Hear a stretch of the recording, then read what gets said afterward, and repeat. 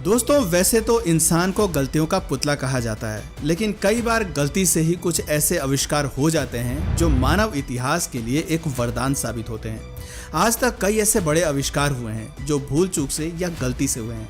उन्हीं में से एक इन्वेंशन है एक्सरे का। आज के समय में पूरी दुनिया में एक्सरे का इस्तेमाल किया जा रहा है। कहीं पर गहरी चोट लग जाए तो डॉक्टर सबसे पहले एक्सरे कराने की सलाह देते हैं। मेडिकल साइंस के अलावा एरोस्पेस और सिक्योरिटी पर्पस से भी एक्सरे का खूब इस्तेमाल किया जा रहा है। पूरी दुनिया में हर सेकंड करीब 125 एक्सरे होते हैं, यानी पूरे साल में 4 अरब से अधिक एक्सरे दुनिया भर में होते हैं। इसी से अंदाजा लगाया जा सकता है कि एक्सरे कितना इम्पोर्टेंट है। लेकिन एक्सरे का आविष्कार किया किसने? किस गलती से एक्सरे का आविष्कार हुआ? एक्सरे का इतिहास क्या है? आइए इसके बारे में डिटेल में चर्चा करते हैं।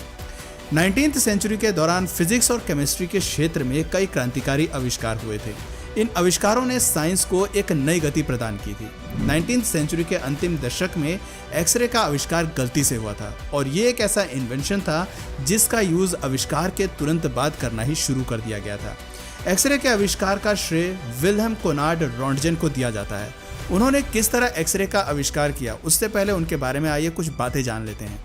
27 मार्च 1845 को रॉन्टगेन का जन्म जर्मनी में हुआ था। उनके पिता एक किसान थे और माँ घर की जिम्मेदारी संभालती थी। जब रॉन्टगेन 3 साल के थे तो उनका परिवार नीदरलैंड से हॉलैंड शहर में शिफ्ट हो गया। इसी शहर में रॉन्टगेन ने अपनी स्कूल की पढ़ाई पूरी की। स्कूल के दिनों में रॉन्टगेन एक एवरेज स्टूडेंट हुआ करते थे। बहुत तेज या फिर होशियार किस्म के स्टूडेंट वो नहीं थे। यहाँ तक कि एक बार तो उन्हें स्कूल से भी निकाल दिया गया था, जबकि उनकी कोई गलती भी नहीं थी। हायर एजुकेशन के लिए रॉन्टगेन ने स्विट्जरलैंड का रुख किया और फिर बतौर प्रोफेसर अपने करियर की शुरुआत की। वो वुजबर्ग यूनिवर्सिटी में फिजिक्स के प्रोफेसर भी बन गए थे। रॉन्टगेन को तरह तरह का एक्सपेरिमेंट करने का काफ़ी शौक था। जब भी उन्हें टाइम मिलता वो लेबोरेटरी में कुछ ना कुछ करते ही रहते थे। साल 1895 में वो कैथोड ट्यूब रेस बनाने के लिए रिसर्च कर रहे थे। इस रिसर्च के दौरान एक दिन उन्होंने कमरे में अंधेरा किया हुआ था। अचानक उन्होंने देखा कि एक स्क्रीन पर कोई लाइट चमक रही है। लाइट को चमकता देख वो बहुत हैरान हुए। उन्हें समझ नहीं आ रहा था कि ये लाइट कहाँ से आ रही है। असल में रॉन्टगेन जो एक्सपेरिमेंट कर रहे थे उसमें उन्होंने क्रूक्स ट्यूब्स का इस्तेमाल किया था, जो वैक्यूम सील्ड ग्लास ट्यूब्स होती हैं। इन ट्यूब्स के अंदर से इलेक्ट्रिसिटी पास करने पर इनका कलर चेंज होता है। इसे आप एक तरह का कांच का बल्ब भी कह सकते हैं, जिसके अंदर पॉजिटिव और नेगेटिव इलेक्ट्रोड लगे होते हैं। जब रॉन्टगेन ने बल्ब ऑन किया तो ट्यूब से फ्लोरेसेंट किरणें निकल रही थी। इस लाइट को कवर करने के लिए रॉन्टगेन ने इसके ऊपर एक कार्डबोर्ड रखा हुआ था। लेकिन उन्होंने देखा कि स्क्रीन पर जो लाइट चमक रही है वो क्रूक्स ट्यूब्स में से आ रही है और ऊपर लगे कार्डबोर्ड से वो लाइट पास हो रही है। रॉन्टगेन को समझ नहीं आया कि वो किस तरह की लाइट्स हैं। उन्होंने इन रेज को एक्सरे का नाम दे दिया। जैसे आमतौर पर जब हमें किसी का नाम नहीं पता होता तो हम XYZ का यूज कर लेते हैं, इसी तरह रॉन्टगेन ने भी अपनी रेज को एक्सरे का नाम दे दिया। 8 नवंबर 1895 के दिन पहली बार उन्होंने इस तरह गलती से एक्सरे का आविष्कार किया। इसके बाद रॉन्टगेन ने कार्डबोर्ड की बजाय अपने हाथ को इन रेज के सामने रखा। उन्होंने देखा कि वो लाइट उनकी स्किन तो पार कर रही हैं, लेकिन हड्डियां पार नहीं कर पा रही, जिस कारण स्क्रीन पर उनकी हड्डियों की इमेज नजर आ रही थी। रॉन्टगेन समझ गए कि उन्होंने गलती से ही लेकिन एक महत्वपूर्ण खोज कर ली है। दुनिया को इस बारे में बताने में उन्होंने कोई दिलचस्पी नहीं की। वो पहले अच्छी तरह से आश्वस्त हो जाना चाहते थे। रॉन्टगेन ने कई दिनों तक लेबोरेटरी में रिसर्च जारी रखी। कई मेटल्स, मटेरियल्स और रबर से उन्होंने एक्सरे को पार कराने की कोशिश की और उन्हें सफलता भी मिलती रही। 22 दिसंबर 1895 के दिन रॉन्टगेन ने अपनी पत्नी को लेबोरेटरी में बुलाया और उनके हाथ का एक्सरे किया। ये दुनिया का पहले एक्सरे था जो सक्सेसफुल रहा था। रॉन्टगेन ने अपनी रिसर्च में यह भी बताया कि एक्सरे स्ट्रेट लाइन में ट्रेवल करती हैं और इन पर मैग्नेटिक फील्ड का कोई असर नहीं होता। ये रेज कोई इंसान अपनी आंखों से नहीं देख सकता। ये विजिबल लाइट से काफ़ी अलग होती हैं। विजिबल लाइट की वेवलेंथ ज़्यादा होती है और एनर्जी कम होती है, जबकि एक्सरे की वेवलेंथ कम होती है और एनर्जी ज़्यादा। जनवरी 1896 में रॉन्टगेन ने अपने एक्सपेरिमेंट से रिलेटेड डॉक्यूमेंट्स यूरोप के सभी बड़े वैज्ञानिकों को भेज दिए और बहुत कम समय में ही उनका एक्सपेरिमेंट काफ़ी पॉपुलर हो गया। न्यूज़पेपर, मैगजीन और एडवर्टाइजमेंट में उनके एक्सपेरिमेंट के बारे में छपने लगा। यूरोप और अमेरिका में एक्सरे मशीन्स के बूथ जगह जगह लगाए जाने लगे। ये लोगों के लिए एक मनोरंजन का साधन बन गया था। लोग अपना हाथ और बॉडी को आर पार देखने के लिए बहुत उत्सुक रहते थे। एक्सरे बूथ के बाहर लंबी लंबी कतारें लगने लगी थीं। इतना ही नहीं, जूतों की दुकानों पर भी एक्सरे मशीन्स इंस्टॉल की जाने लगी। लोग पहले अपने पैर का एक्सरे खरीदते थे और फिर जूता पहनते थे। अमेरिका में लोगों की एक्सरे के प्रति दीवानगी ज़्यादा बढ़ रही थी। साल 1901 में रोंटगेन को अपनी इस बेहतरीन आविष्कार के लिए फिजिक्स के नोबेल पुरस्कार से सम्मानित किया गया। रोंटगेन न सिर्फ एक महान साइंटिस्ट थे, बल्कि वो काफ़ी दयालु और उदार किस्म के व्यक्ति भी थे। उन्होंने एक्सरे मशीन का पेटेंट कराने से साफ इनकार कर दिया था।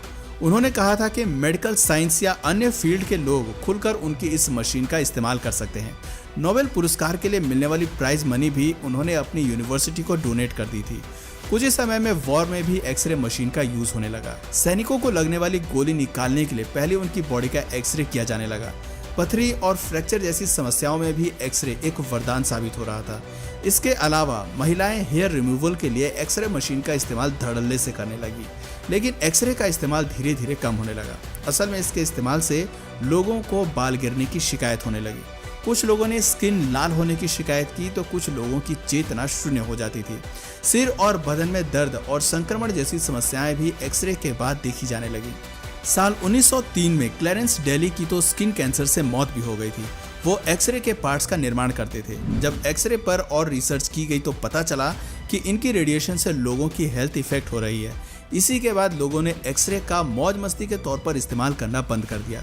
दोस्तों, एक्सरे का इन्वेंटर भले ही विल्हेम रोंटगेन को माना जाता है, लेकिन इस आविष्कार का श्रेय सिर्फ उन्हें नहीं दिया जा सकता। उनसे पहले फिलिप लेनार्ड ने एक्सरे की मदद से कुछ चीज़ों के आर पार देखा था, लेकिन इसकी डीप रिसर्च करने में वो सफल नहीं हो पाए थे।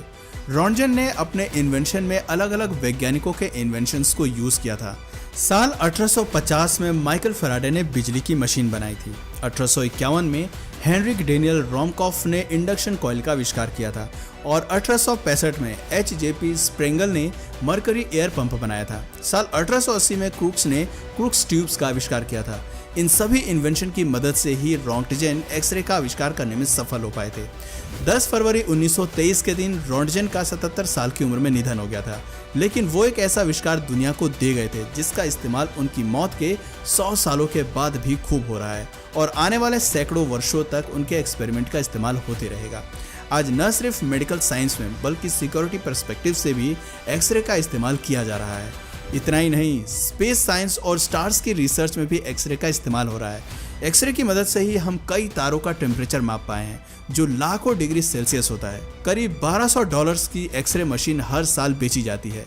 भारत में नासा द्वारा साल 1999 में चंद्रा एक्सरे लेबोरेटरी ओपन हुई थी, जो सुपरनोवा, आकाशगंगा, मिल्की वे, गैलेक्सी और ब्रह्मांड से जुड़ी हुई महत्वपूर्ण खोज अब तक कर चुकी है। आने वाले समय में एक्सरे का इस्तेमाल और भी कई फील्ड्स में देखने को मिल सकता है। तो दोस्तों, उम्मीद करता हूँ आपकी हमारी आज की वीडियो पसंद आई होगी। क्या कभी आपने अपनी बॉडी का एक्सरे कराया है? अगर हाँ, तो अपना एक्सपीरियंस हमारे साथ जरूर शेयर करें। और अगर इस वीडियो से आपको कुछ नया जानने या सीखने को मिला या फिर इंटरेस्टिंग लगा तो प्लीज़ इस वीडियो को एक लाइक करके अपने फ्रेंड्स और फैमिली में से ज़रूर शेयर करें।